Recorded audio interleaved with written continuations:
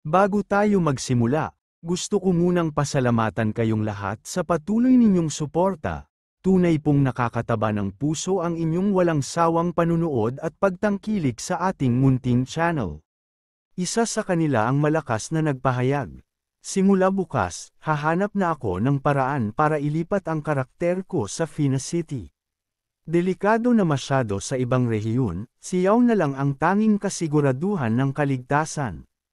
Agad na sumang-ayon ang isa pa at nagtanong kung may gustong sumama sa party papunta roon, dahil mas ligtas daw kung sabay-sabay silang maglalakbay. Marami rin ang gustong bumili ng City Transfer Scrolls, handang magbayad kahit mahal, bukas sa negosasyon, basta makarating sa Fina City. Puno ng kasab-ikan ang paligid habang nag-uunahan ang mga manlalaro sa pagbili ng ari-arian sa lungsod. Nagsisigawan ang lahat, nagtataasan ang mga bid para sa mga available na bahay, umaabot ng libo, minsan 10,000 gold coins. Sa gitna ng kaguluhan, tahimik lang na nakatayo si Ye Xiao, pinagmamasdan ang lahat. Napaisip siya kung bakit bigla na lang maraming tao ang dumadagsa sa Fina City. Nagtataka siya, pero imbes na mag-isip ng malalim, naisip niyang hindi pa ito ang tamang oras para sumabak muli. Mas mabuting ituon ko muna ang pansin sa paggawa ng kagamitan. Sa isipang iyon, bumalik si Yisha sa panday na nakilala niya dati. Nang makita siya, magalang na tinanong ng panday kung ano ang dahilan ng kanyang pagbabalik. Ipinaliwanag ni Yao na kailangan niyang mag-forge at tukuyin ang ilang kagamitan. Ngunit may lungkot sa tinig ng panday habang sinabing, "Paumanhin, nasira ang aking shop sa Pananalakay. Wala akong kagamitan ngayon." Sandaling natahimik si Yao, saka nag-isip at sinabing, "Huwag kang mag-alala, maaaring ipahiram ni Yao sa panday ang isang pandayan at isang kagamitang pan-verification." Ikanalito ito ng panday, ngunit sumunod siya kay Yao nang walang pag-aalinlangan. Pagdating nila sa isang maayos na tindahan sa kanlurang distrito, itinuro ni Yao na pumasok siya sa loob. Nabigla ang panday at nagtangkang magtanong tungkol sa lugar, ngunit hinikayat lamang siya ni Yao na pumasok at makita ito mismo. Pagkapasok sa loob, namangha ang panday. Ang pandayan ay pambihira, malinis, moderno, at kumpleto sa mga dekalidad na kagamitan, pati na rin ang mga gamit para sa pagkilala o identifikasyon. Napabulalas siya sa pagiging marangya nito at nagtanong kung sino ang may-ari. Kalma namang ipinaliwanag ni Yao na sa kanya ang tindahan. Inalok niya ang panday na pamahalaan ito sa parehong kasunduang hatian sa kita na ginamit ng panday noon. Dahil matagal nang walang gumagamit sa tindahan at malinaw na bihasa ang panday, makatuwiran ito. Lubos ang tuwa at pasasalamat ng panday sa kabutihang loob ni Ye Xiao, lalo na sa panahong maraming panday ang nawalan ng hanap buhay. Taos-puso siyang nagpasalamat at nangakong ibibigay ang lahat ng makakaya kapalit ng ibinigay na pagkakataon. Matapos maayos ang paglipat ng panday sa bagong pandayan, inilabas ni Yisha ang isang misteryosong bagay at iniabot ito sa kanya. Sinabi niya sa panday na hindi na kailangan ng pasasalamat. Ang mahalaga ngayon ay ang trabaho. Tinanong niya kung maaaring matukoy ang bagay, halatang interesado siyang masuri ang mga katangian nito. Maingat itong sinuri ng panday. Tila nabigla siya, at nagtanong kung ito nga ba ay isang artifact para sa identifikasyon. Nang hawakan niya ito, naging mas seryoso ang kanyang mukha, at may bahagyang pagkadismaya. Kahit hindi tumingin, inamin niyang kahit gamit ang pinakamodernong kagamitan para sa pagkilala sa kasalukuyan, hindi pa rin siya makakatiyak ng tagumpay. Hindi naman natinag si Ye Xiao at hinikayat siyang subukan pa rin. Dahil sa tiwalang ipinakita ni Ye Xiao, agad nagsimulang magtrabaho ang panday. Buo ang kanyang loob na ibigay ang lahat para matukoy ang misteryosong artifact. Gayunpaman, matapos ang ilang sandali, nakakadismaya ang naging resulta. Ang panday. Yumuko ang panday at buong loob na inamin ang kanyang kabiguan. Hindi man lang niya napanatili ang spell para sa identifikasyon. Gaya ng kinatatakutan niya, masyadong mataas ang antas ng artifact. Tinanong ni Yisha kung talagang ganoon ito kahirap. Tapat na sumagot ang panday, ipinaliwanag na wala pang sinuman ang matagumpay na naka-identify ng artifact na ganoong uri. Humingi siya ng paumanhin, halatang nadismaya siya at pakiramdam niya'y binaygo niya si Yao, ngunit hindi naman ito ikinabahala ni Yao. Sa halip, kalmado ang ekspresyon ni Yao habang inilabas niya pa ang ilang mga bagay, 3 piraso ng epic grade na kagamitan, at iniabot ang mga ito sa panday. Inamin niyang marahil ay masyadong ang komplikado ang artifact, kaya mas mabuting magsimula muna sa mas abot kayang antas. Agad namang bumalik ang panday sa kanyang propesyonal na pag-uugali at sinabing walang magiging problema sa pag-identify ng mga epic grade na kagamitan. Samantala, sa ibang bahagi ng lungsod, isang lalaki ang nagtangkang pumasok sa mansyon ng gobernador, ngunit mariin siyang pinigilan ng mga gwardya. Sinabi nilang masyado raw abala ang gobernador para tumanggap ng bisita at iginiit nilang umalis na siya kaagad. Ilang sandali pa, dumating si Yisha sa mismong mansyon at lumapit sa parehong mga gwardya. Nang tanungin niya kung maaari ba siyang makausap ng gobernador, agad nagbago ang tono ng mga gwardya. Agad siyang kinilala at may paggalang na sinabi nilang nasa opisina ang gobernador at maaari siyang pumasok ng diretsyo. Tumango si Yao bilang sagot at dumiretso sa loob ng walang pag-aatubili. Pagpasok ni Yao sa opisina ng gobernador, agad lumingon ang huli at halatang nagulat.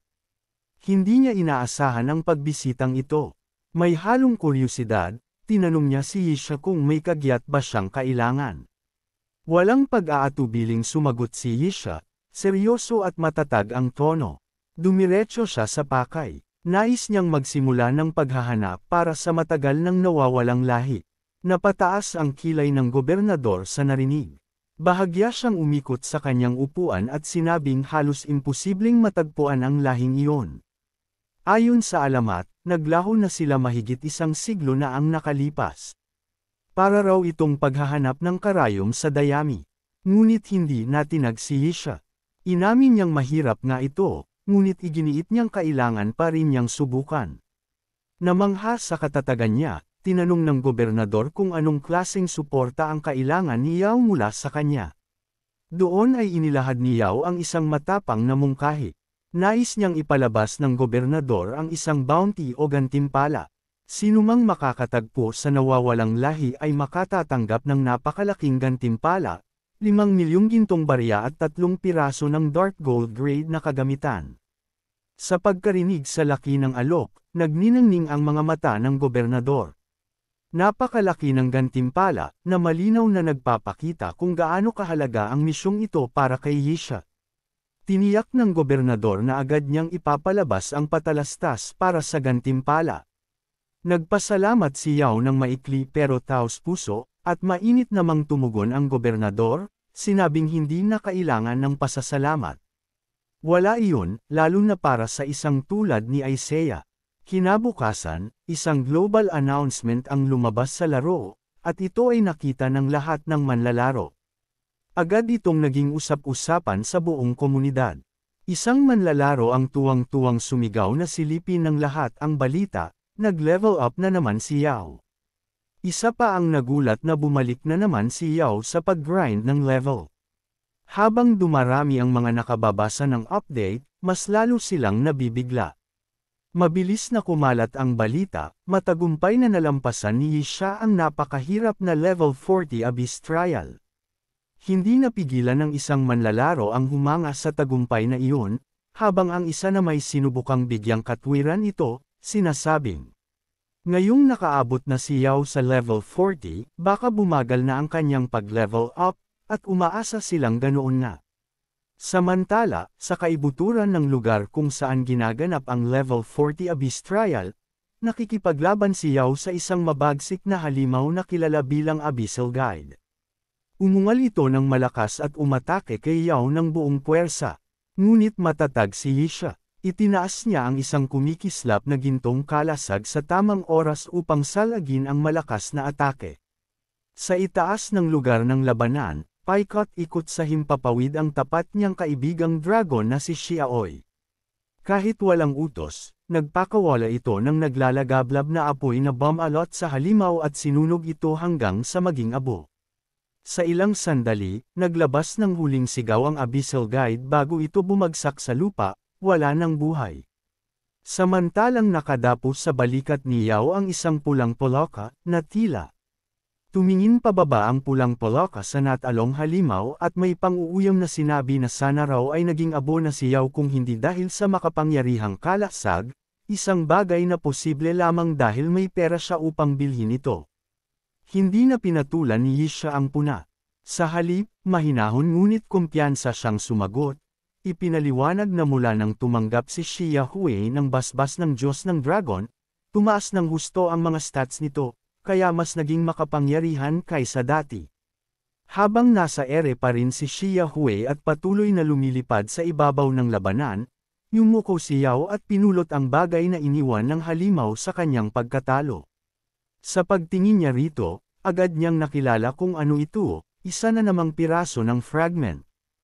Ika-4 na ito, mahina niyang binigkas, nagtataka kung ilan pa kaya ang kailangan upang mabuo kung anuman ang layunin ng mga ito. Bigla na lang may lumabas na mensahe sa kanyang harapan. Galing ito kay Aaron, si Lord Yihan, na humihiling na agad siyang magtungo sa tahanan nito. May balita na raw ukol sa nawawalang lahi. Para itong kidlat na tumama kay Yao. Napahinto siya. Totoo ba ito? May natuklasan na agad, sa ganito kaikling panahon matapos ipalabas ang bounty. Samantala, sa isang malayong rehiyon ng mundo sa laro, 3 adventurer ang mabilis na tumatakbo papunta sa isang kalapit na lungsod, Pon ng Pananabik. Isa sa kanila ang buong paniniwalang nagkwento na may nakita raw siyang maliit na nilalang, pandak, matipuno ang katawan, at may natatanging anyo, na halos eksaktong hitsura ng isang duwende. Sigurado siyang nakatagpo sila ng kasapi ng nawawalang lahi. Ang ikalawang adventurer ay halos mapasigaw sa tuwa, na pagtatanto ang kahulugan ng natuklasan nila. Kung ito nga ay isa sa nawawalang lahi, ang gantimpala mula kay Yisha ay tiyak na magbabago ng kanilang mga buhay. Ngunit ayaw magpahuli ng ikatlong adventurer. Sumigaw siya sa dalawa, pinapa-address ang mga ito, sabay giit na siya ang unang nakakita sa duwende. Lalo pang bumilis ang takbuhan ng 3, bawat isa'y nag-uunahang makarating kay Yao upang maunang iulat ang natuklasan at makuha ang gantimpala ng ginto at dark gold na kagamitan. Samantala, balik sa Finest City, nagmamadaling nagtungo si Yisha sa mansyon ng gobernador. Pagpasok niya sa opisina nito, hindi na siya nag-aksaya ng oras.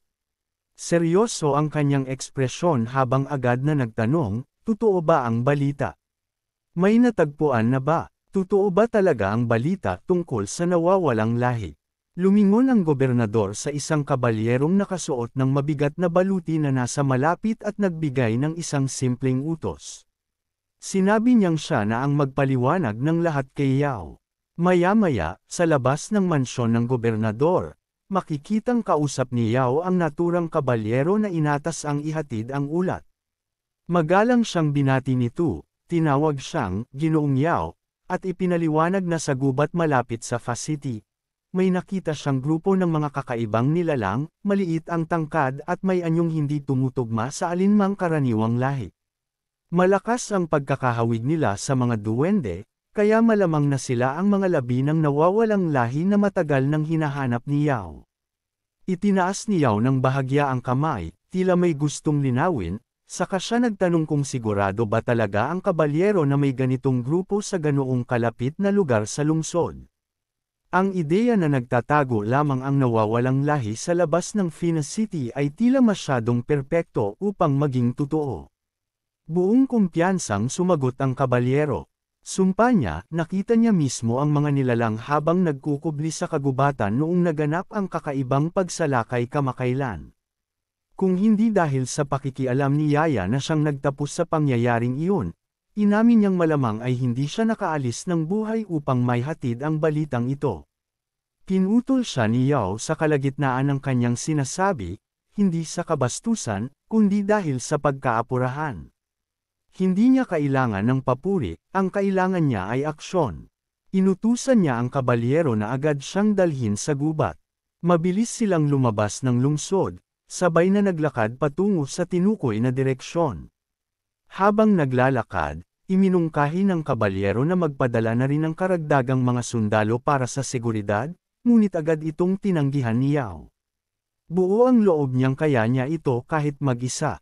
Samantala, sa mas malalim na bahagi ng kagubatan, isang grupo ng maliliit at matitipunong nilalang ang maingat na gumagalaw sa pagitan ng mga puno. Mapapansing pagod ang kanilang mga mukha, at may dala silang mga martilyo at payak na kagamitan. Sinumang makakakita sa kanila ng malapitan ay agad na mapapansin, hindi sila kabilang sa alinmang karaniwang lahi ng mga manlalaro. Sila ay, ibang-iba, marahil ay mula pa sa isang sinaunang panahon. Mula sa likod ng makapal na dahon, dalawang manlalaro ang nakayuko at palihim na pinagmamasdan ang grupo. Mahinang bulong ng isa, puno ng pananabik, ay kailangan niyang makakuha ng isa sa mga duwende ng buhay. Kung madadala niya ito pabalik, tiyak na malaki ang gantimpalang matatanggap mula kay Yisha. Agad namang nagmungkahi ang kanyang kasama na magsanib puwersa sila. Kukunin niya ang ginto, at ang unang manlalaro naman ay makukuha ang dark gold na kagamitan. Ngunit pinagtawanan lang siya ng una, tinukso pa siyang mangarap na lang. Kumislap ang kasakiman sa kanilang mga mata. Bago pa man sila makagalaw, napansin sila ng isa sa mga duwende. Sa nakakabiglang bilis, inihagis ng duwende ang kanyang martilyo sa ere. Tumama ito sa isang puno sa likod ng mga manlalaro, muntik na silang tamaan. Sa lakas ng tama, nagkapira-piraso ang kahoy at nabawasan ng HP ang parehong manlalaro. Tumawa nang may kayabangan ang isa sa kanila, sabay sabing ang martilyong iyon ay nagdulot lamang ng mga 80 puntos na pinsala, hindi man lang nakakagambala. Nagyabang pa siya na kaya niyang tanggapin ang ganong klaseng tama buong araw. Ngunit bago pa siya matapos sa sinasabi niya, dumating ang ikalawang martilyo, ngunit ngayon ay may kasamang kidlat. Tumama ito sa kanilang dalawa ng sabay. Mabilis at mabagsik ang epekto. Mahigit 7,000 puntos ng pinsala ang tinamo ng bawat isa sa isang iglap. Bumulagtas silang dalawa sa lupa, walang imak at tulalang-tulala, lubusang nalupig. Sa gitna ng kaguluhan sa gubat, isa pang grupo ng mga manlalaro ang palihim na nagtatago sa likod ng isang puno, namamangha sa nasaksihan. Isa sa kanila ay napabulalas, halos hindi makapaniwala, habang nanginginig ang boses sa pagkabigla. Mahigit 87,000 na pinsala sa isang tama lang, sobra na to. Ang isa pa, kapwa natigilan, ay mahina ring nagsalita. Hindi lang sila malalakas, parang bug na. Hindi makatao ang lakas nila. Samantala, napansin ng mga duwende ang bagong grupong ito. Nanigas ang kanilang mga ekspresyon, at ang isa sa kanila na halatang mas matipuno kaysa sa iba ay nagngangalit habang sinabing gulo lang ang dala ng mga tao. Kahit makita ko lang sila, kumukulo na ang dugo ko, aniya. Lumingon siya sa isa pang duwende at sinisi ito dahil pinili nitong dumaan sa lupain ng mga tao. Isang pagkakamali, dagdag niya. Aniya, handa na siyang wasakin ang lahat ng tao sa paligid nila. Ngunit isa pang duwende, na mas mahinahon ang boses at kilos, ay agad siyang pinayapa. Tinawag niya ang galit na duwende na si Dulan at pinakiusapang magpakalma. Pero hindi pa tapos si Dulan. Lalo pang naging matalim ang kanyang pananalita habang idineklara niyang wala siyang balak na hayaan ang sarili nilang gawing palabas para sa aliw ng mga tao. Kung hindi lamang para sa kaligtasan ng kanilang tribo, matagal na sana niyang winasak ang buong grupo. Sa puntong iyon, napakunot na rin ang noo ng mahinahong duwende. Naputol na niya si Dulan sa galit. Matigas na ang kanyang tono ngayon. Wala raw saysay ang patuloy na pag-init ng sitwasyon. Kailangan nilang umalis sa lugar ng mabilis bago pa lumala ang lahat. Sa parehong sandali, sina Yisha at ang kabalyero ay mabilis na tumatakbo sa kagubatan. Nauuna ang kabalyero, paminsan-minsan ay lumilingon upang ipaalam kay Yao na malapit na sila sa kinaroroonan ng mga duwende. Tumango si Yao, may baong katahimikan at determinasyon, at hinikayat pa itong bilasan ang takbo. Balik sa gilid ng gubat, napansin ng mga nakatagong manlalaro ang papalapit na mga figure. Nakilala agad nila si Yea, at ang kanilang tensyon ay napalitan ng pananabik. Mahinang bulungan ang nag-umpisa sa grupo, dumating na raw ang dakilang Yisha. Pakiramdam nila, may malaking tagpo na naman silang masisilayan. Ngunit kahit may paghanga sila, hindi nila maiwasang maalala ang kanilang nasaksihan kanina. Isa sa kanila ang mahina ngunit may kaba sa boses na nagsabi, "Oo, malakas si Yao, pero yung mga duwende, para silang mga halimaw." Makalipas ang ilang sandali, bumagal ang galaw ni Yisha. Itinuro ng kabalyero ang masukal na bahagi ng gubat at iniulat na nandoon lang sa loob ang mga duwende. Hindi natin nagsiyaw kahit sa mga ulat o sa delikadong aura na nararamdaman nila. Tumango siya ng may kumpiyansa at idineklara na tutuloy sila. Gusto niyang masaksihan mismo kung gaano kalakas ang mga ito. Habang papalapit sila sa kinaroroonan ng grupo ng mga duwende, palihim na sinulyapan ng kabalyero ang matitipunong figure sa unahan. Bagamat kalmado ang kanyang boses, dama sa tono nito ang babala, tunay na may halong pag-aalala. Ipinaliwanag niyang kilala ang mga duwende sa pagiging mainitan ang ulo, at higit pa riyan, ang kanilang pinsala ay literal na nakakakilabot. Ngunit si Yao, kalmado pa rin. Hindi siya nababahala. Ang kanyang matalas ang mga mata ni Yao sa kumpiyansa, at nang walang pag-aalinlangan ay sinabi niya sa kabalyero na alam niya ng eksakto ang kanyang ginagawa. Pagkatapos, tumingin siya sa unahan at malinaw na ipinahiwatig na tapos na ang tungkulin ng kabalyero, mula sa puntong ito, siya na ang bahala sa lahat. Ang pulang polaka, na patuloy na nakadapo ng may kayabangan sa balikat ni Yao, ay napailing sa diskarte nito. Hindi siya makapaniwalang seryoso si Yao na balak lang maglakad papunta mismo sa mga duwende nang walang kahit anong kasamang suporta. Ngunit nanatiling hindi nagbago ang ekspresyon ni Yaya.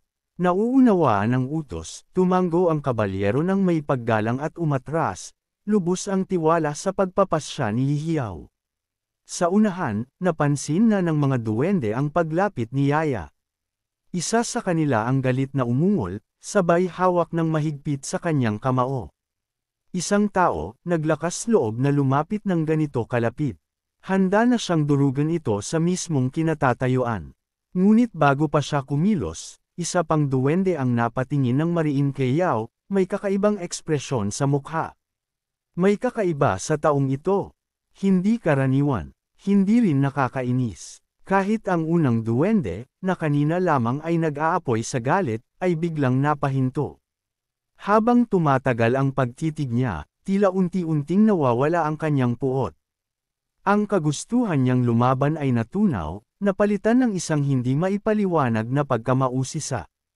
Naglakad si Yisha papalapit ng kalmado, ang isang kamay ay nakaka-relax na nasa bulsa. Ang pulang polaka sa kanyang balikat ay nanatiling tahimik, nagmamasid sa paligid na may halong pagod ngunit natatawa. Isa sa mga duwende, na halatang mas sensitibo kaysa sa iba, ang humakbang pasulong at ipinikit ang kanyang mga mata, parang may sinusubukang maramdaman na higit pa sa nakikita. Unti-unting nagbago ang ekspresyon niya, mula sa seryoso, naging pagkamangha. May naaamoy siyang kakaiba, isang makapangyarihang presensya, isang bagay na makadiyos. At hindi lang ito isa, may sumunod pang duwende na naamoy din ang presensyang iyon at bahagyang napasinghap. Hindi sila maaaring magkamali. Ilang banal na artifact ang nagmumula sa katawan ni Yao. Ang enerhiya nito'y matindi, sinauna, at lubos na makapangyarihan. Ngunit habang patuloy silang tumutok, unti-unti ring nag-iba ang kanilang mga ekspresyon, mula sa pagkamangha, naging mas seryoso at masidhing pagkakilala. Sa ilalim ng banal na aura, may isa pang presensya. Isang bagay na matagal na nilang hindi naramdaman, kilala, ngunit malayo na, sinauna. Hindi ka panipaniwala, butil-butil ang pawis na namuo sa noo ng mga duwende habang nakatitig kay Isha, nanlalaki ang mga mata sa pagkakakilala. At doon na nila napagtanto. Isa sa mga duwende ang mahina at may pagkamanghang bamulong, hirap pa ring paniwalaan ang katotohanan. Naamoy niya ang banayad ngunit hindi maikakailang halimuyak ng isang Diyos, isang tunay na Diyos. Hindi lang ito simpleng bakas ng mahika. Ito ay mismong banal na asensya. Isang uri ng presensya na tanging ang pinakamatatandang lahi lamang ang may kakayahang makakilala. Ang ikalawang duwende, matapos ang ilang segundong katahimikan, ay dahan-daang tumango. Ngayong nabanggit na, ramdam na rin niya ito. Ang aurang iyon, hindi ito nagmumula sa anumang artifact. Ito ay aura ng isang Diyos. Isang presensya na matagal nang hindi nakikita o nararamdaman sa napakahabang panahon.